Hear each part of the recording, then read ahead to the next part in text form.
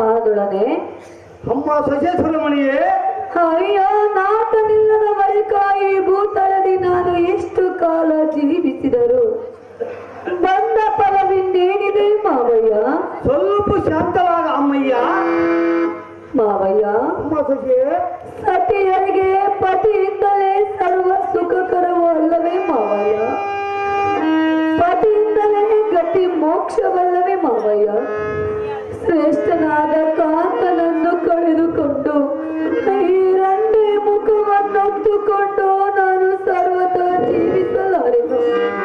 ಕಲ್ಲು ಮನಸ್ಸು ಮಾಡಿ ವಲ್ಲಭನಿಂದಲೇ ಪ್ರಾಣವನ್ನು ಬಿಡುವೆನು.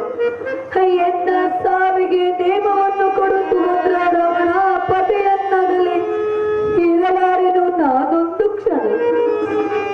ಕುಸುಮಗಳ ಎತ್ತರಿಯಲಾದ ಸಜೇಶ್ವರಮಣಿಯೇ, ಮಾವಯ್ಯ, ಅಯ್ಯೋ ನಿಮ್ಮ ಮುಖವೊಮ್ಮೆ ನೋಡಿದ ಅಕ್ಷರಕ್ಕೆ ಕಣ್ಣೀರು ಉತ್ತಮಿಸಿ ಬರುವಮ್ಮ ಕನಕಾಂಗಿಯೇ. ಪ್ರತಾಪದ ಭೀಕರನಾದಿಗೆಲ್ಲ ಪುತ್ರಿಯಾದ ಮೇಲೆ ಅಭಿಮಾನ್ಯವನ ಹಿಂದೆ ನಿಮ್ಮ ಸಡಗರವಲ್ಲ ಹೋಗದು. ಅಭಿಮಾನ್ಯವನ ಅರ್ಥಾಗಿಯೇ ಬಲರಾಮನ ಪುತ್ರಿಯಾದ ಕನಕಾಂಗಿಯೇ. ಮಾವಯ್ಯ, ಅಮ್ಮ ಸಸಿಯೇ, ಹೇಳುವೆನ ಕೇಳು. ಚೆನ್ನಾಗಿ ಹೇಳ ಅಮ್ಮಯ್ಯ.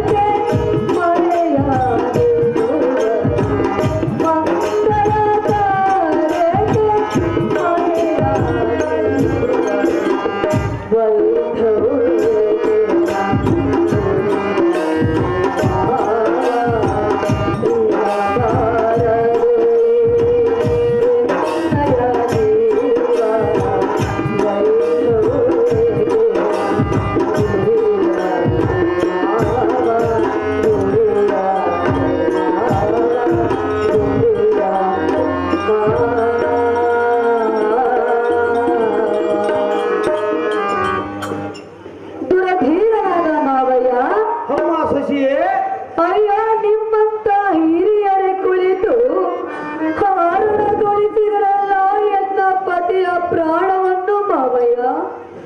ಮಾವಯ್ಯ, ಅಮ್ಮ ಸಸಿಯೇ, ಮುತ್ತೈದೆಯರು ಎನ್ನ ಮುಖವನ್ನು ನೋಡಾರೆ ಮುಚ್ಚಿ ಬಾಗಿಲವನ್ನು ಕೊಟ್ಟಾರೆ. ಮಂಗಳಕಾರಕ್ಕೆ ಬಾ ಎಂದು ಕೊಟ್ಟಿಟ್ಟು ಎನ್ನನ್ನು ಕರೆದರೆ ಮಾವಯ್ಯ.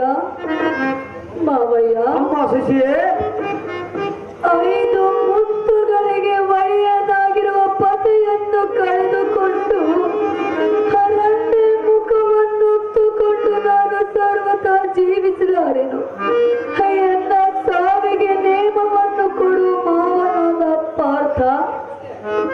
ಪತಿಯನ್ನು ಕಳೆದುಕೊಂಡ ಅಯ್ಯೋ ಈ ಎನ್ನ ಜೀವನವೇ ವ್ಯರ್ಥ.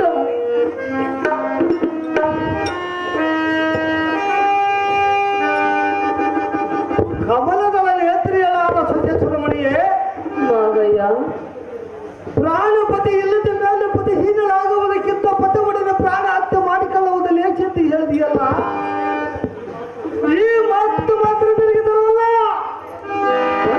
ಪುತ್ರಿಯೇ, ಜರದೋದ್ಭವನ ನಿಮ್ಮ ಪಣಗಳಿಗಿಂತ ಪರ್ವವನ್ನು ಪಡೆದಿರುವುದು ದಾನ ಮಾಡುವುದೇನು? ಅಯ್ಯೋ, ಪಡೆದ ಮಗನ ನಾನು ಇಲ್ಲದ ಆಳದಲ್ಲೇ ಕೌರವರೊಡನೆ ಕದನಕ್ಕೆ ಕಳಿಸಿ ನಮ್ಮ ಎಲ್ಲರಿಗೆ ದುಃಖವನ್ನು ಇಟ್ಟು ಬಾಲ್ಯದಲ್ಲಿ ವೈದ್ಯವನ ಪಟ್ಟವನ್ನು ತಂದಿಟ್ಟನು. ಅಯ್ಯೋ ಶಿವ ಶಿವ, ಏನು ಮೋಸ! ನಮ್ಮ ಬಾಳ್ವೆಯ ಸುಟ್ಟು ಹೋಯಿತು, ನಿಮ್ಮ ಕನಕಾಂಗಿಯೇ. ತಂಗೆ.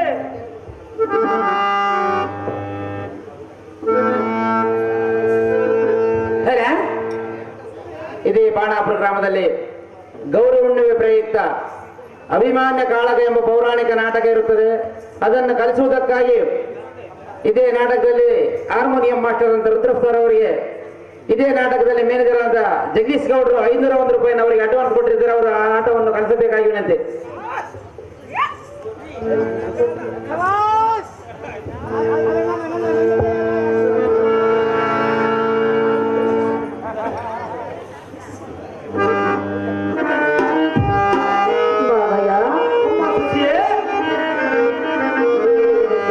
ಚೆನ್ನಾಗಿ ಹೇಳಮ್ಮಯ್ಯ.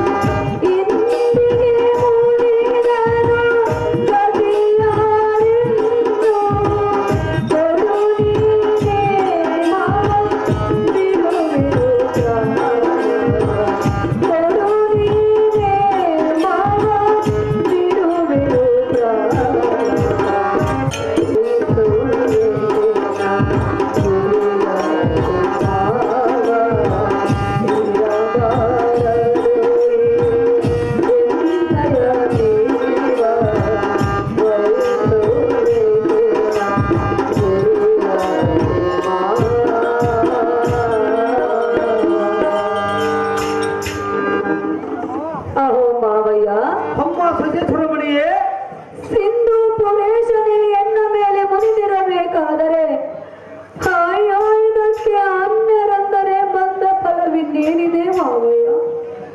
ಆ ಬ್ರಹ್ಮನು ನಮ್ಮ ಪಡೆಯೊಳು ಇಂಥ ಲಿಖಿತವನ್ನೇ ಬರೆದಿರಬೇಕಾದರೆ ಇದನ್ನು ತಪ್ಪಿಸಲು ಯಾರಿಂದಲೂ ಸಾಧ್ಯವಿಲ್ಲವಲ್ಲ ಮಾವಯ್ಯ. ಸ್ವಲ್ಪ ಶಾಂತರಾದ ಅಮ್ಮಯ್ಯ.